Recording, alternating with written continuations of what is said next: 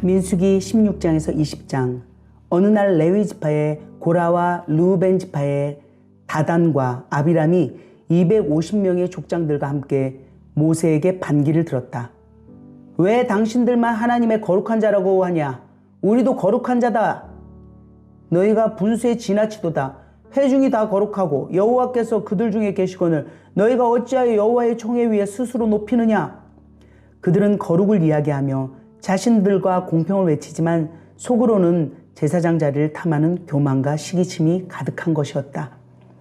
모세가 괴로워 또 하나님께 무릎을 꿇었고 하나님이 당신께서 진짜로 선택한 자가 누구인지 알게 하겠다고 하셨다.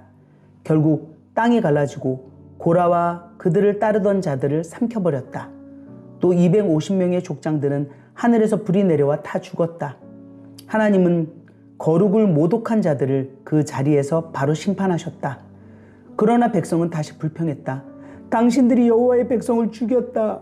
그 순간 하나님의 진노가 회중 가운데 퍼졌고 모세는 즉시 아론에게 명한다. 향로를 가져다가 회중에게로 속히 가서 그들을 위하여 속죄하라. 진노가 여호와 앞에 나왔음이라. 연병이 시작되었느니라.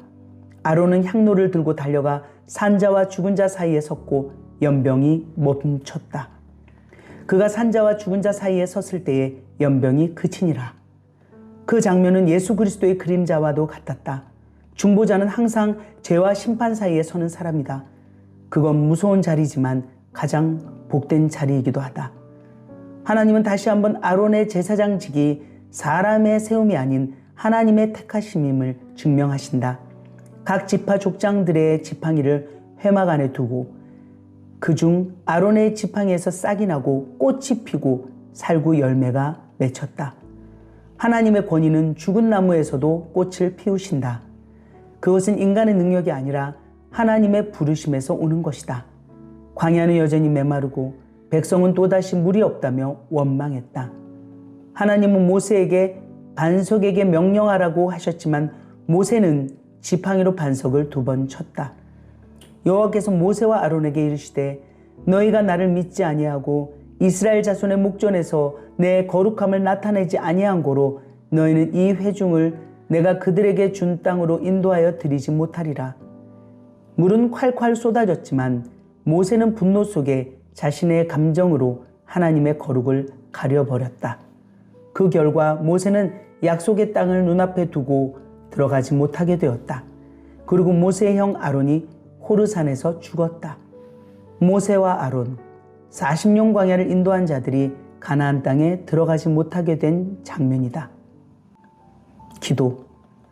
하나님 아버지, 고라와 다단과 아비람이 하나님의 뜻을 거역하며 당신이 세우신 그 권위의 반기를 들어 심판을 받습니다.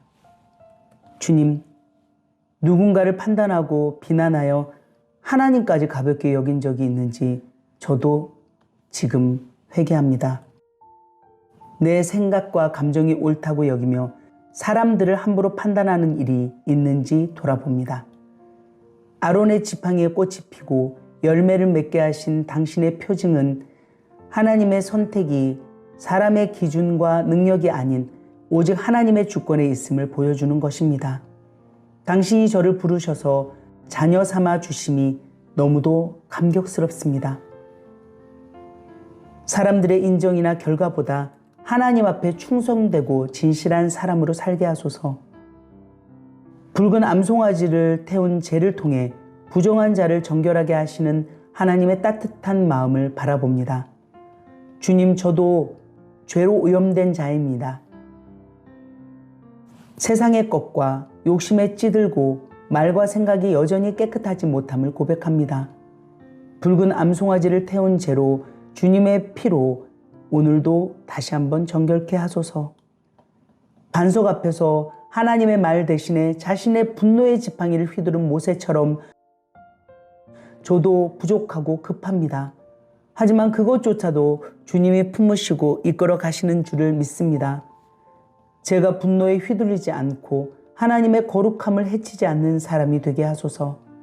하나님이 말하라 할 때 말하게 하시고 기다리라 하시면 기다리는 사람이 되게 하소서. 내 감정이 하나님의 권위를 가리지 않게 하소서. 저도 언젠가 약속의 땅에 나아갈 때 그곳에 들어가는 것이 내 능력과 노력이 아니라 거룩한 순종의 결과임을 잊지 않게 하소서.